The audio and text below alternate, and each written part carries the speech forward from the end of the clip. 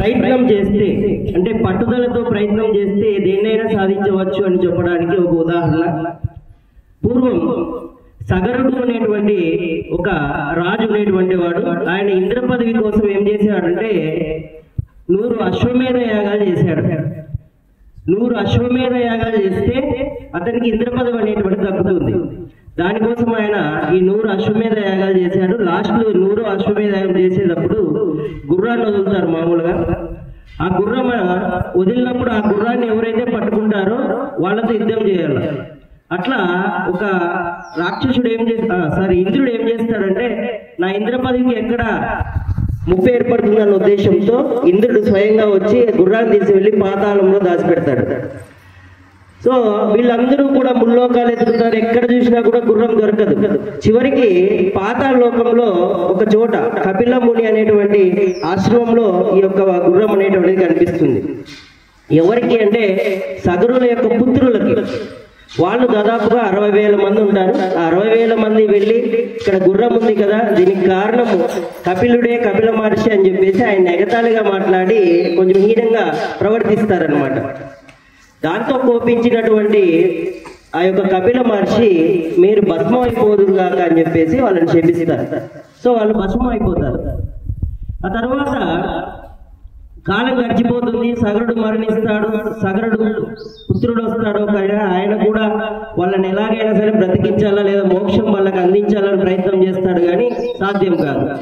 ఆ తర్వాత ఒక 2-3 తరాల తర్వాత వాళ్ళ ముని మనవడు, అంటే సగరుడు యొక్క ముని మనవడు భగీరథుడు ఎలాగైనా సరే తన ముత్తాతలకు మోక్షాన్ని ప్రసాదించాలనే ఉద్దేశంతో కపిల మహర్షి దగ్గరికి వెళ్తాడు. స్వామి, మా ముత్తాతలు చేసిన తప్పు ఎలాగైనా క్షమించి వాళ్ళకి మోక్షాన్ని ప్రసాదించండి అంటే, అప్పుడు ఆ బూడిద కుప్పల పైన గంగాదేవిని ప్రవహింపజేస్తే మీకు ఖచ్చితంగా వాళ్ళకి మోక్షం అనేది లభిస్తుంది అని చెప్తారు. సరే, ఆకాశంలో ఉన్నటువంటి గంగను భూమిపైకి రప్పించడానికి చాలా కష్టం. ఎట్లబ్బా అని చెప్పేసి మొదట గంగను గురించి ప్రార్థిస్తాడు, తపస్సు చేస్తాడు. ఎంతో శ్రమ పడితే గాని ఆమె ప్రత్యక్షం కాదు. ప్రత్యక్షమైన తర్వాత, నాయనా, నేను ఆకాశం నుండి భూమిపైకి దుంకితే భూమి తట్టుకోలేదు, కాబట్టి నన్ను నిలువరించేటువంటి వాడు మహాశివుడు ఒక్కడే ఉన్నాడు, ఆయన్ను ప్రార్థించు అని చెప్తుందన్నమాట ఆమె. అప్పుడు తిరిగి మరీ మహాశివుని గురించి తపస్సు చేస్తాడు. మరి మహాశివుడు తపస్సు చేయగా మహాశివుడు ప్రత్యక్షమై సరే అని చెప్పేసి ఆయన శివుడు తన జటాజుటంలో గంగాదేవిని నిక్షిప్తం చేస్తాడనమాట. సో అక్కడి నుంచి గంగాదేవి ఆకాశం నుంచి శివుడి తలపైకి, శివుని తలపై నుంచి హిమాలయాల్లోకి, హిమాలయాల్లో నుంచి భూలోకం మీద ప్రవహిస్తూ పాతాళ లోకానికి చేరుతుంది. అలా పాతాళ లోకానికి చేరినప్పుడు అక్కడ వీళ్ళు పాతాళ లోకానికి వెళ్ళేటప్పుడు ముందు సగరపుత్రులు తవ్వుకుంటూ వెళ్ళింటారు. సో మొత్తం అదంతా కూడా నిండిపోతుంది, అంటే నీటితో నిండిపోతుంది. ఆ విధంగానే సముద్రం అనేటువంటిది ఏర్పడింది. ఆ విధంగా ఈ యొక్క గంగాదేవి లోపల పాతాళంలో ఉన్నటువంటి బూడిద కుప్పల పైన ప్రవహించి వాళ్ళకి మోక్షాన్ని ప్రసాదిస్తారనమాట. సరే, సగర పుత్రుల చేత సముద్రం ఏర్పడింది కాబట్టి మనకి సముద్రానికి సాగరము అనేటువంటి పేరు వచ్చింది. మరి ఇన్ని విధాలుగా గంగాదేవిని గురించి, మొదట కపిల మహర్షిని గురించి, తర్వాత గంగాదేవిని గురించి, శివుని గురించి ఈ విధంగా తపస్సు చేసి పట్టుదలతో ఎంతో ఓర్పుతో ఆయన అనుకున్నటువంటిది సాధించగలిగాడు. కాబట్టి మనం కూడా, మీరు కూడా పట్టుదలతో ఏదైనా ప్రయత్నం చేస్తే ఖచ్చితంగా ఓర్పుతో ప్రయత్నం చేయాలి. పట్టుదలతో ప్రయత్నం చేస్తే ఖచ్చితంగా సాధిస్తారు అనే దానికి ఇది ఒక ఉదాహరణ. నెక్స్ట్ రెండవది, మనము ఏదైనా పని చేయాలనుకున్నప్పుడు మనల్ని ఎంకరేజ్ చేసే వాళ్ళకంటే డిస్కరేజ్ చేసే వాళ్ళు ఎక్కువగా అనిపిస్తారు. మనం అది చేస్తాము, మేము చేయగలం అని చెప్పేసి మనం ముందుకు వెళ్ళినా వెనకాల నుంచి నువ్వేం చేయగలవు లేరా, ఆ క్వశ్చన్ నువ్వెప్పుడు నేర్చుకుంటావు, అది సాధ్యం కాదు నీకు అని చెప్పి మనం ఎప్పుడు చూసినా కిందికి లాగాలని ప్రయత్నం చేస్తుంటారు. వాటిని ఎలా అధిగమించాలి అని చెప్పడానికి ఒక ఉదాహరణ. ఒక చోట ఒక ధ్వజస్తంభం ఉంటుంది.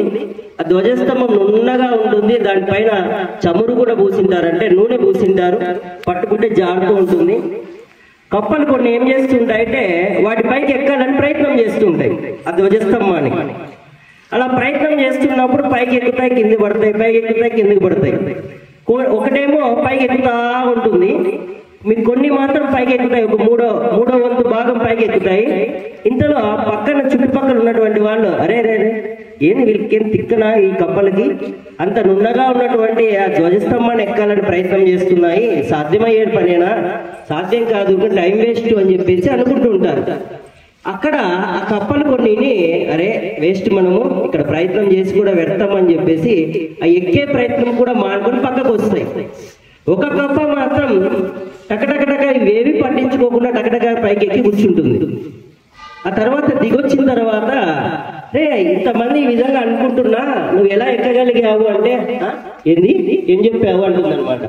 అంటే అర్థం ఏమిటి అంటే ఆ కప్పకి చెవుడు, అంటే మనము కూడా మనం చేసేటువంటి పనిలో మనం చేస్తున్నప్పుడు ఒక చెవటి కప్పలాగా మారిపోవాలి. ఎవరు ఏమనుకున్నా ఏం మాట్లాడుతున్నా మనం ఏం పట్టించుకోకూడదు. చెవిటి కప్ప ఏ విధంగా అయితే పైకెక్కిందో ఏం మాటలు పట్టించుకోకుండా మనం కూడా ఒక చెవిటి వాళ్ళం అయిపోవాల.